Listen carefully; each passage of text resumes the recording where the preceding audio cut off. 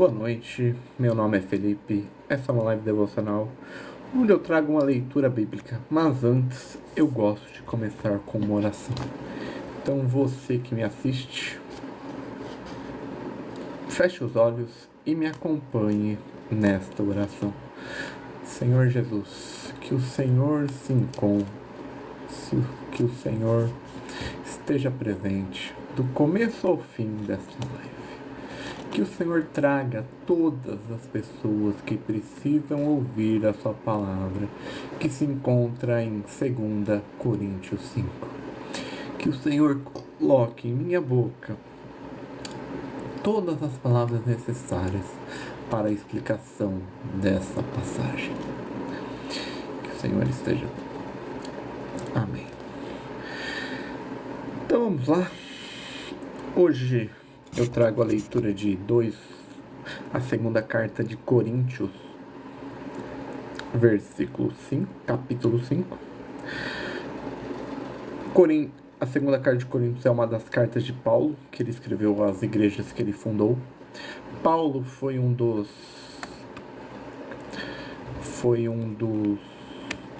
apóstolos de Jesus, não foi um dos 12. Ele se converteu depois da ressurreição e ascensão de Jesus. Ele era um fariseu que perseguia os cristãos. Ele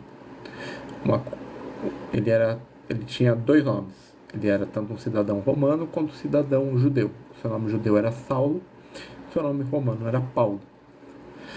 E como está lá retratado em Atos 9, enquanto ele ia perseguir um cristão em Damasco, no meio do caminho, não sabemos se ele estava a cavalo, se ele estava a pé.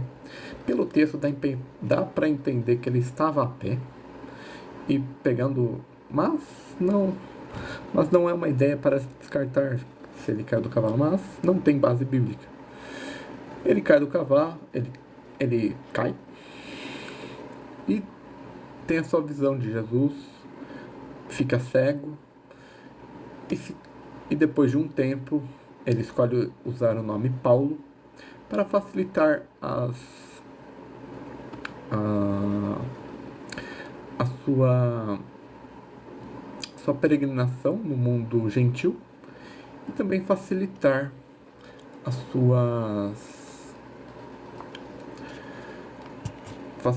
a conversão dos gentios. E uma das igrejas que ele fundou na Grécia foi a igreja de Corinto. Ele escreveu 2 cartas. Alguns estudiosos falam que foram mais, mas nós perdemos elas. Nós só temos acesso a 2 cartas. Mas vamos lê-las. Sabemos com efeito, a Bíblia que eu estou utilizando é a Bíblia de Jerusalém. É uma Bíblia de estudo. Ela tem alguns comentários. Então eu lerei esses comentários junto com a leitura. E a gente tem o primeiro comentário. A seção 5 do versículo 1 até o 10 continua de 4, 16, 18, que desenvolvia o contraste entre a ruína progressiva do homem exterior e a renovação do homem interior. Este homem interior aqui, idêntico ao homem novo, constituiu a garantia do Espírito, cuja plenitude será dada na ressurreição, quando o fiel for revestido de sua habitação celeste, que simboliza uma existência nova.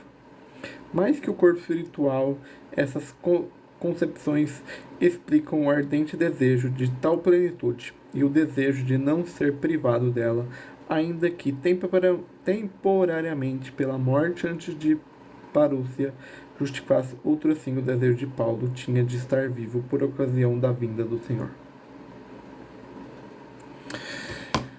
Vamos lá. Que a nossa morada terrestre esta tenda for destruída, teremos no céu um edifício, obras de Deus, morada eterna, não feita por mãos humanas, tanto assim que gememos pelo desejo ardente de revestir por cima da nossa morada terrestre a nossa habitação celeste. O que será possível se formos encontrados vestidos e não nus? Aí a gente tem outro comentário. Paulo espera ser digno da vida eterna, assim como a nudez traz conotações de pecado e de castigo, da mesma forma a veste simboliza a justiça. Pois nós que estamos nessa tenda gememos acabrunhados, porque não queremos ser despojados da nossa veste, mas revestir a obra de a outra por cima desta, a fim de que, despojados da nossa veste, mas vestir a outra por cima dessa, a fim de que o que é mortal seja absorvido pela vida, assim como nos dispôs Deus, que nos deu o penhor do Espírito. Por consequente, estamos sempre confiantes, sabendo que, enquanto habitantes nesse corpo, estamos fora da nossa mansão, longe do Senhor, pois caminhamos pela fé e não pela visão. A fé, aí a gente tem outro comentário sobre isso. A fé está para a visão clara, como o imperfeito está para o perfeito. O texto é importante que põe em evidência o aspecto de conhecimento da fé. Sim, estamos cheios de confiança e preferimos deixar a mansão deste corpo para ir morar junto do Senhor. Aí a gente tem um comentário aqui em Paulo conta da união do cristão com Cristo imediatamente após a morte individual, sem contradizer a doutrina bíblica de ressurreição final. Esta expectativa de felicidade da alma separada do corpo deve ser uma influência do pensamento grego, que aliás já era sensível no judaísmo contemporâneo. Comparecer o êxtase da alma separado em... Isso. Vamos lá. Por isso também esforçamos nós por agradar-lhes, que permanecemos em nossa mansão, que deixamos, por enquanto, todos nós teremos de comparecer manifestantes perante o tribunal de Cristo, a fim de que cada um receba a retribuição do que estiver feito durante sua vida no corpo, seja para o bem, seja para o mal. O exercício do ministério apostólico. Compenetrados, pois, do temor do Senhor, procuramos convencer os homens. Quanto a Deus, somente lhe plenamente manifestos. Espero que estejam também plenamente conhecidos por vós em vosso conhecimento.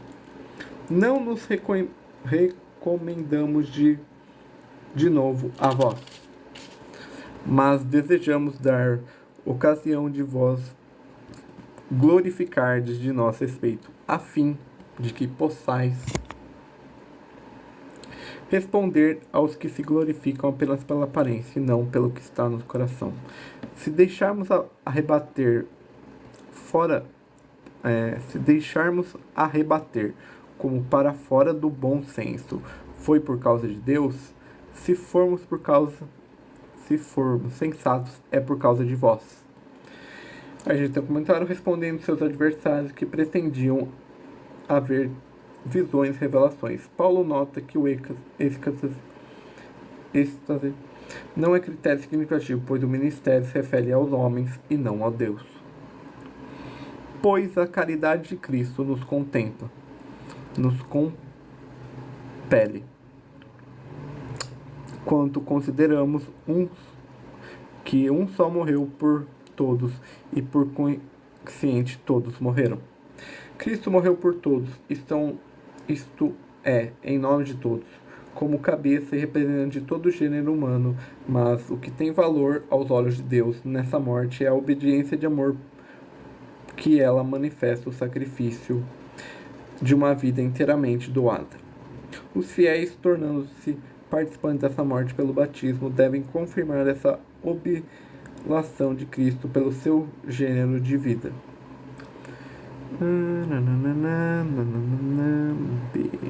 Ora, ele morreu por todos, a fim que todos vivessem, não vivam mais para si, mas para aqueles que morreu e ressuscitou por eles.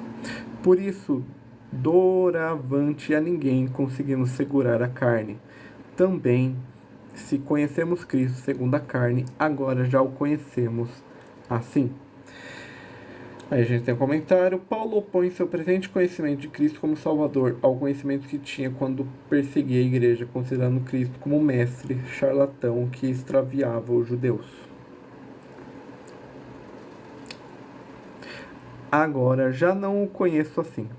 Vamos assim, se alguém está em Cristo, é nova criatura.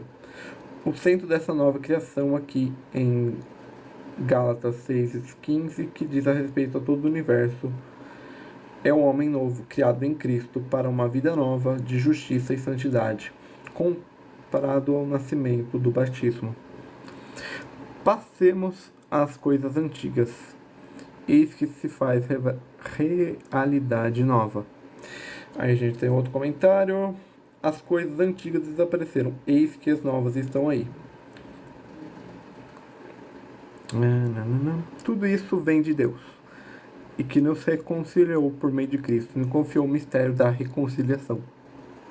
Pois era Deus que em Cristo reconciliava o mundo consigo, não impondo aos homens suas falhas e pondo em nós a palavra da reconciliação.